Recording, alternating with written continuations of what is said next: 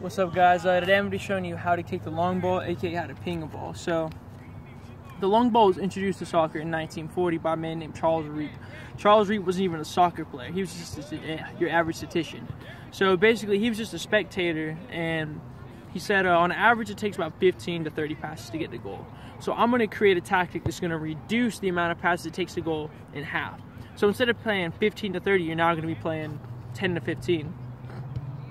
And so with that being said, the long ball is basically a tactic that he initially stated that is really only utilized to players with taller or teams with taller players. So essentially, nowadays that tactic doesn't really have to be used for taller players. Me myself, I enjoy playing the long ball, but the long balls have been heavily criticized due to the fact that, you know, it's kind of like taking the art out of the beautiful game. But in my opinion, I really beg to disagree, because whenever a long ball is really executed, it's one of the most beautiful things to watch in soccer. You see pros or retired pros such as David Beckham and Paul Scholes, who essentially use the long ball to their advantage due to their ability to kick the ball long and accurately. Essentially, the long ball, whenever you kick the long ball, you want to hit a taller player. So essentially, the player has the ability to either bring the ball down with his chest or to head it on to another player. And by head it on, I mean just hit it with the top of your head and flick it on to another player. And hopefully, you know, it'll lead to a goal or another scoring chance. So today I'm going to be showing you how to kick the ball, or kick a long ball. So the first thing that it comes to whenever kicking a long ball is you want your shoulders to be pointing wherever you want to kick the ball, as well as your plant foot. So let's say I'm going to kick it to my left, your right. So whenever I run up, I want my shoulders to be parallel with what I'm going to hit, where I'm trying to hit the ball. Same thing with my ankle. I want it to be facing the same way. And it's the same thing vice versa. Whenever I go and kick it, I want my shoulders to be parallel with what I want to kick.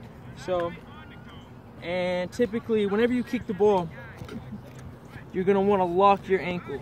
So you hit it with the instep of your foot. So whenever you hit it with the instep of your foot as well, you want your chest over the ball.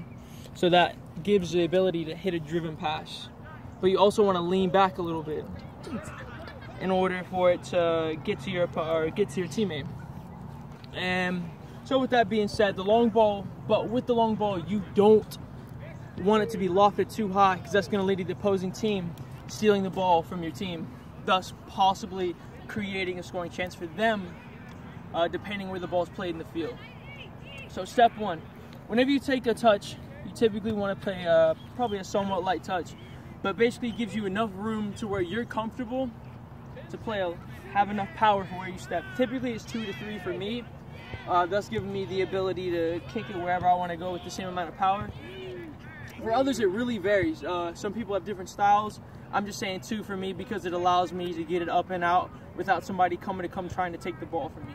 So that being said, the long ball, you typically want to hit your forwards or your wingers. So usually forwards are the people straight ahead and the wingers are straight to the side. So I'm going to demonstrate that real quick. So essentially, I'm going to take a heavy touch right over here.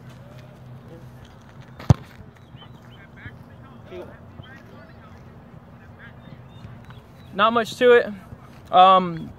With that being said, like I said, like everything else, you really have to practice it. Like I tell the other kids whenever I coach them, it's all about really your technique. Some people like to follow through with it. Some people like to chip it. It works differently for other people.